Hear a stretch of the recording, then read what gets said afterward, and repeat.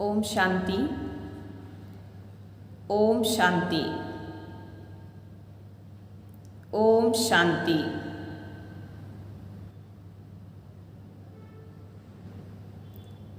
एक बार की बात है,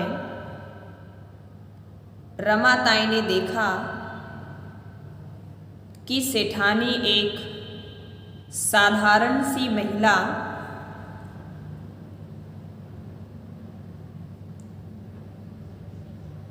को साड़ियाँ दिखाकर समेट रही थी। तो उसके मन में प्रश्न उठा, इतनी बड़ी सेठानी को भला साड़ियाँ बेचकर कमाने की कौन सी मुसीबत आन पड़ी। जब बात मन में नहीं रह पाई तो पूछ ही लिया, क्यों सेठानी जी, बुढ़ापे में शांति से बैठना अच्छा नहीं लगता क्या? जो साड़ियों के जंजाल में उलझ पड़ी हो। सेठानी ने कहा, यह तो समय काटने का बहाना भर है। और शीघ्रता से अंदर चली गई। सेठानी के पांव भीतर की ओर पड़ रहे थे, पर यादों के पन्ने चार दीवारी को फांद कर दूर दूर उड़ान भर रहे थे। आज से ठीक 40 साल पहले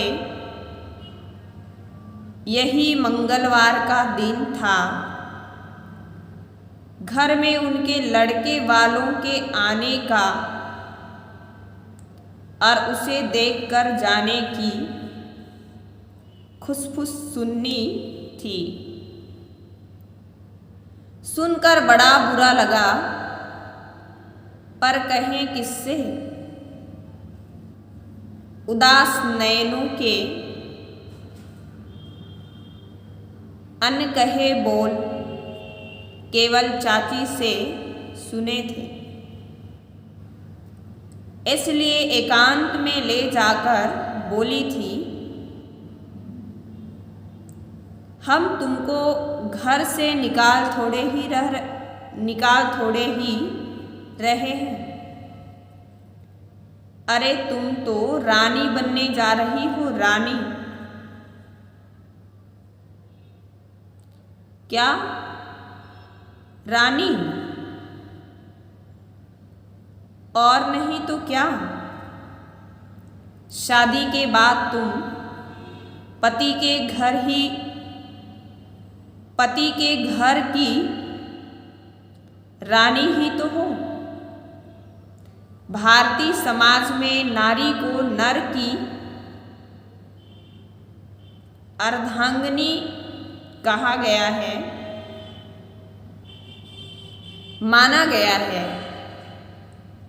देख, जैसे व्यापार में भागीदार होता है, ऐसे ही नारी पति के चल अचल जो भी जायदाद हो, संपत्ति हो, उनमें आदि हकदार होती है। अब हमारे राजकुमार से जमाई की तो 2 मिले हैं, 20 बीघा जमीन है, घर तो क्या पूरी हवेली है, हवेली। राजाओं महाराजाओं जैसी, और सोना भी पूरा 50 तोला देने वाले हैं। तो रानी हुई कि नहीं? खैर छोड़ो, चाची की बात तो कुछ पल्ले पड़ी, पर पंडित ने भी फेरे पर वही बात दोहराई कि कन्या पति के धर्म कर्म में आदि हिस्सेदार होती हैं, तो बात मन में बैठ गई और पिता के संपत्ति से मोह तोड़ बिना किसी कचहरी के कागजात के स्टैंप के हाफ पार्टनर बन इस हवेली में आ गई। पिता के एक लौते पुत्र रतन चंद्र जी ने सेठानी की हर इच्छा पूरी की। खाने पीने, पहनने, दान पुण्य करने, घूमने फिरने पर कभी रोक नहीं लगाई। पैसे देकर के भी कभी हिसाब तक नहीं पूछा। 2 बच्चों के आने से खर्चा भी बढ़ा, पर सेठानी की हाथ कभी तंग नहीं हुई। कभी कभी यह महसूस होता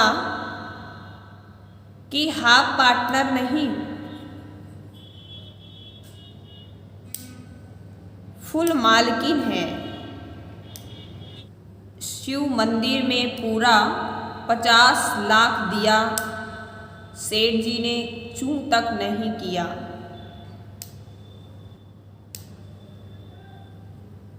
बड़े होते बच्चों के शादी ब्याह रचाए गए।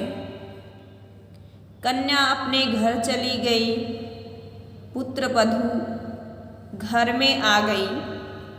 शादी में भी दोनों हाथों दौलत लुटाए। सेठ जी ने कोई रोक टोक नहीं किया।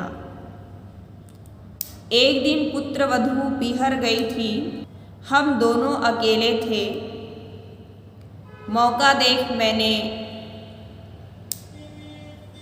बात शुरू की।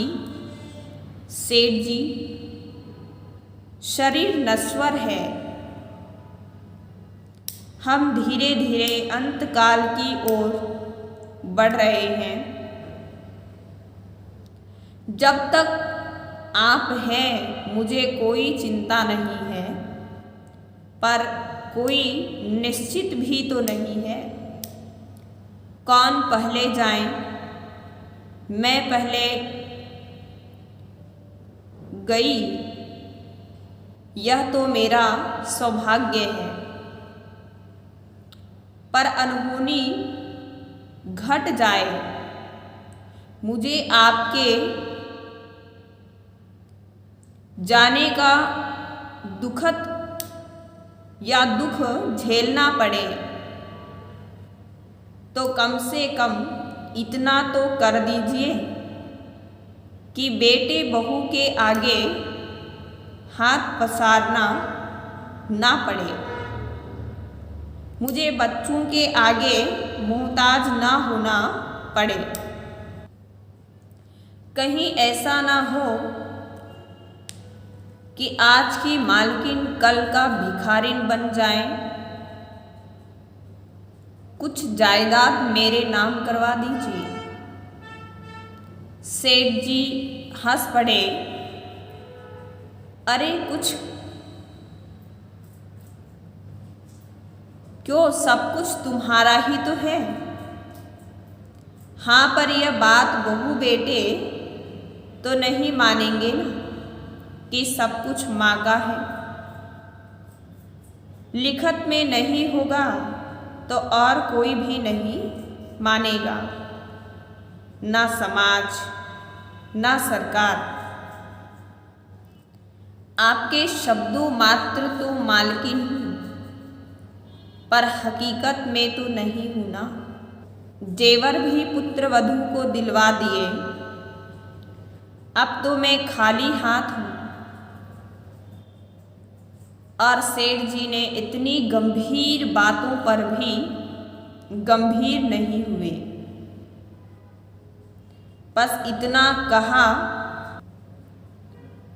कि इतना लंबा क्यों सोचती हो, अभी तो सब कुछ ठीक चल रहा है और हमारा पुत्र इतना क्रूर तो नहीं है जो माँ का निवाला गिनने लग जाए। मैं भी यही कहती हूँ,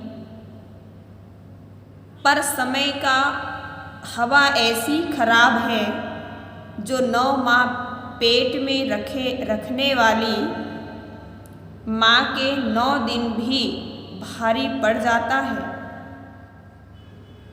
इसलिए मैं फिर से विनती कर रही हूँ कि कुछ तो मेरा नाम करवा दीजिए।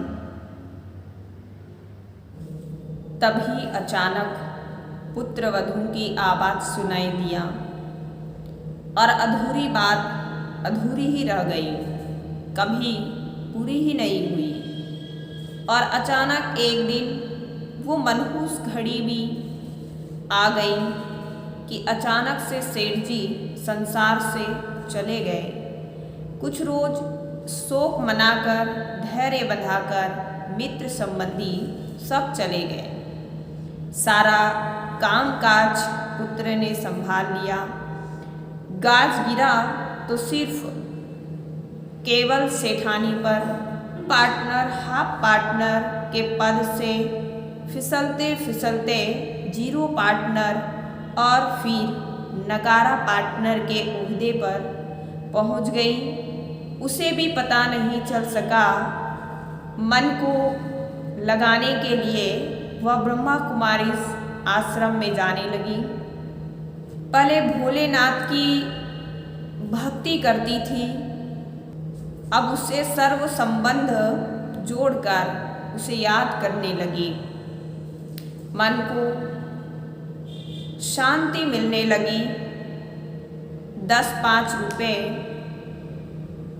रिक्शे के भाड़े तो बेटे बहू को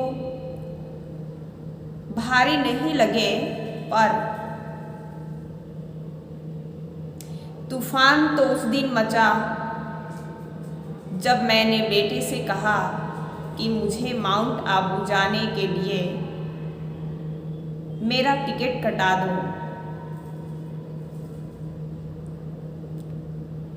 बेटे ने जोर से चिल्लाते हुए कहा कि माँ, क्या रखा है इतने दूर जाने में और इतना पैसा खर्च करने में। ऐसा ही यहाँ है और ऐसा ही वहाँ है। घर के खर्चे, बच्चों की पढ़ाई, मैं अकेला क्या क्या करूँगा। बेटा, तेरे पिता ने कोई कर्जा तो नहीं छोड़ा और छोड़कर गया भी नहीं है। उसका सारा कुछ तुम्हारा ही तो है। तो क्या माँ, बाबूजी के आगे जो किया सो किया, मेरे आगे यह सब अनाप शनाप खर्चे नहीं चलेंगे। धुतकारी हुई भिखारन की तरह बेटे के सामने से हट गई, पर आंसुओं का बांध जो था वो टूट गया। उसे याद आया वो दिन मंदिर निर्माण में 5 लाख चुपके से दे करके आ गई थी। आज 5,000 रुपए के लिए भी बेटे के सामने हाथ पसार कर अपमानित होना पड़ रहा है। घर वही है, संपत्ति वही है, सब कुछ वही है, और नहीं है तो केवल उसका अधिकार। तभी खिलखिलाकर जोर से हंसने की आवाज आई। बेटा पूछ रहा था पुत्रवधू से कि सच सच बताना, इस मंथ कितने बार ब्यूटी पार्लर गई हूँ। पुत्रवधू कहती हैं कि केवल 4 बार इतने बड़े सेठ की सेठानी हूँ, 8-10 हजार पार्लर में खर्च कर दिया तो कौन सी बड़ी बात हो गई। ये सब सुनकर आंसुओं को पोंछा, अपने कंधों को सहलाया। जब तक इन कंधों में दम है, भिखारन नहीं बनूंगी। हवेली के पिछवाड़े में कुछ सामान रखकर बेचूंगी। मांगने से तो अच्छा है कमा लेना।